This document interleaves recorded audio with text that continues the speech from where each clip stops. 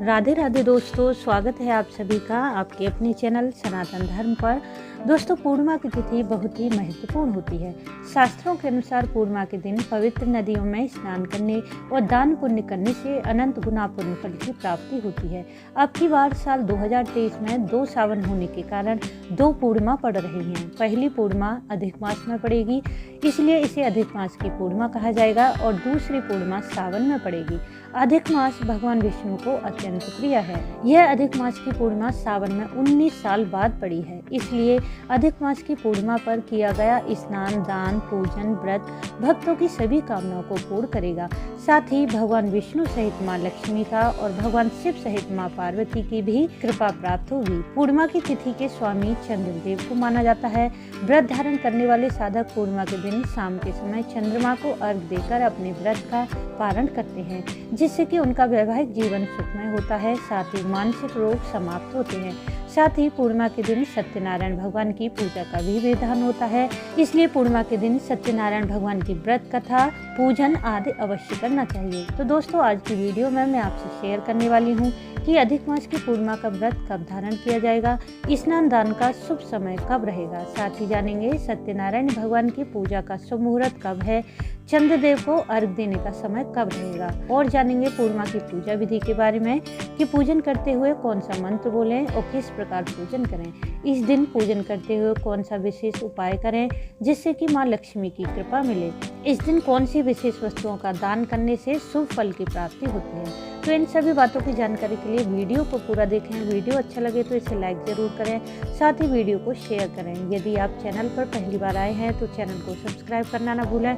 Bell button को भी press कर दें, जिससे नई वीडियो का नोटिफिकेशन सबसे पहले आपको मिल जाए। और दोस्तों, अब जान लेते हैं कि अधिक मास की पूर्णिमा का व्रत कब धारण किया जाएगा।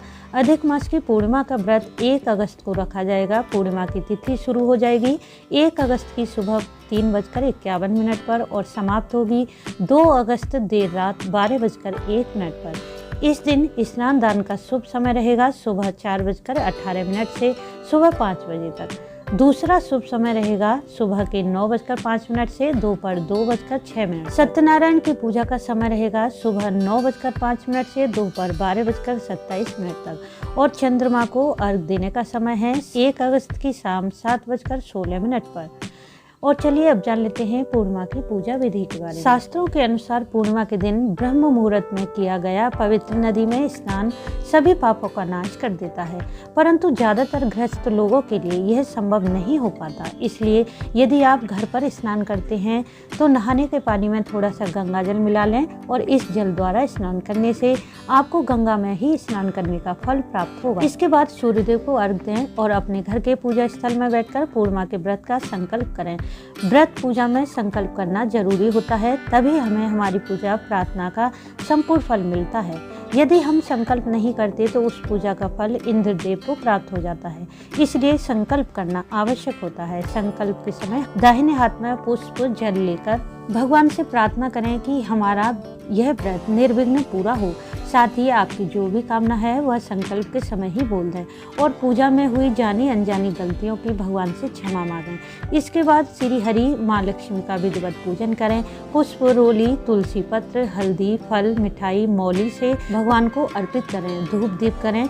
वैसे तो प्रत्येक पूर्णिमा पर सत्यनारायण भगवान का भी पूजन किया जाता है, परंतु भगवान विष्णु का प्रिय मास अधिक मास होने के कारण इस पूर्णिमा पर सत्यनारायण भगवान की पूजा भी जरूर करें। इस दिन यदि संभव हो तो किसी ब्राह्मण को बुलाकर पूजा करें और सत्यनारायण भगवान की कथा पढ़वाएं, परंतु यदि ब्राह्मण को बुलाना संभव ना हो तो आप स्वयं भी सत्यनारायण की कथा कर सकते हैं। साथ ही भोग में भगवान सत्यनारायण को आटे की पंजीरी और पंचामृत का प्रसाद जरूर बनाकर भोग लगा दें। इसमें तुलसी दल अवश्य डालें, फिर घर में सभी को प्रसाद रूप से यह बांट दें। ऐसा करने से आप जिस भी कामना से सत्यनारायण भगवान का पूजन करते हैं तो वह कामना शीघ्र ही पूरी होती है। यदि आप स्वयं व्रत कथा पढ़ते हैं तो एक बात का विशेष ध्यान रखें कि सत्यनारायण पूजन के पश्चात किसी ब्राह्मण के लिए भोजन की कच्ची सामग्री अर्थात सीधा जरूर निकालें, तभी आपके द्वारा की गई पूजा का फल प्राप्त होगा। पूर्णिमा पर भगवान शिव के पूजन का भी विधान होता है और क्योंकि सावन का महीना भी चल रहा है तो इस दिन शिवालय जाकर भगवान शिव सहित मां पार्वती का पूजन करें। भगवान शिव का पंचामृत द्वारा या फिर कच्चे दूध से अभिषेक करें। अक्षत, बिल्व पत्र सभी पूजन सामग्री द्वारा भगवान का पूजन करें और ओम नमः शिवाय मंत्र का निरंतर जाप करते रहें। साथ ही मां पार्वती का भी अक्षत, पुष्प, रोली से पूजन करें। ऐसा करने से साधक की कुंडली के सभी ग्रह दोष दूर होते हैं और रोग बीमारियां समाप्त होती हैं। जीवन के संकटों से छुटकारा मिलता है और सुख, समृद्धि, सौभाग्य की प्राप्ति होती है। पूर्णिमा पर व्रत धारण करते हुए आप फलाहार कर सकते हैं, दूध, चाय आदि ले सकते हैं। परंतु यदि आपने व्रत नहीं किया है तब भी पूर्णिमा के व्रत का फल पाने के लिए इस दिन पूजन करें, दान करें और शुद्ध सात्विक भोजन करें। क्रोध, झूठ, ईर्ष्या, दूसरों की निंदा से दूर रहें तो बिना व्रत करे भी आपको इस व्रत का पुण्य फल अवश्य प्राप्त होगा। शाम के समय एक बार फिर श्री हरि माँ लक्ष्मी का पूजन करें। शाम की पूजा में माँ लक्ष्मी के कनकधारा स्तोत्र या श्री सूक्त का पाठ करें और खीर का प्रसाद बनाकर श्री विष्णु सहित माँ लक्ष्मी को भोग लगा दें। फिर घर में सभी को बांटें। ऐसा यदि आप प्रत्येक पूर्णिमा पर करते हैं तो माँ लक्ष्मी और भगवान विष्णु की विशेष कृपा से घर में धन संपदा की कमी नहीं रहती और धन आगमन के मार्ग खुल जाते हैं। पूर्णिमा का व्रत करने वाले शाम के समय चंद्रमा को अर्घ दें। जल के लोटे में कच्चा दूध, अक्षत, चीनी डालकर ओम सौम सौमाय नमः इस मंत्र का जाप करते हुए चंद्रदेव को अर्घ दें। और वे लोग जिन्होंने पूर्णिमा का व्रत नहीं किया है परंतु वे चंद्रमा को अर्घ देना चाहते हैं तो वे लोग भी चंद्रमा को अर्घ दे सकते हैं। चंद्रदेव को अर्घ देने से वैवाहिक जीवन में चल रही समस्याएं दूर होती हैं, पति पत्नी के आपसी रिश्ते मधुर बनते हैं, साथ ही आर्थिक स्थिति अच्छी होती है और यदि कुंडली में चंद्र दोष के कारण मानसिक रोग की समस्याएं हैं तो वह भी समाप्त हो जाती हैं। पूर्णिमा के दिन सफ़ेद वस्तुओं का दान करने का विधान होता है, इसलिए पूर्णिमा पर अन्न, चावल, दूध, घी इत्यादि वस्तुओं का दान अवश्य करना चाहिए। परंतु यह अधिक मास की पूर्णिमा है, इसलिए इस दिन विशेष रूप से भगवान विष्णु के मंदिर में तुलसी के पौधे का दान करें तो इससे सुख समृद्धि मिलती है। साथ ही केसर चंदन का दान करने से मानसिक विकार और चिंताएं दूर होती हैं और धार्मिक पुस्तकों का दान करने से माँ सरस्वती की कृपा मिलती है और शिक्षा के क्षेत्र में उन्नति होती है। इस प्रकार से अधिक मास की पूर्णिमा पर किया गया दान अक्षय और अनंत गुना फल देता है।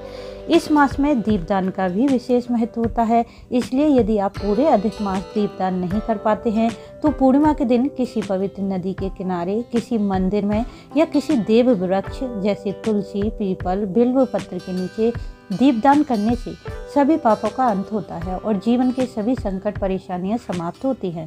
इस प्रकार से अधिक मास की पूर्णिमा बहुत विशेष है क्योंकि साल की सभी पूर्णिमा प्रत्येक वर्ष आती हैं, परंतु अधिक मास की पूर्णिमा 3 साल बाद पड़ती है। इसलिए इस पूर्णिमा पर किए गए दान, स्नान, व्रत, पूजन का अनंत गुना फल मिलता है।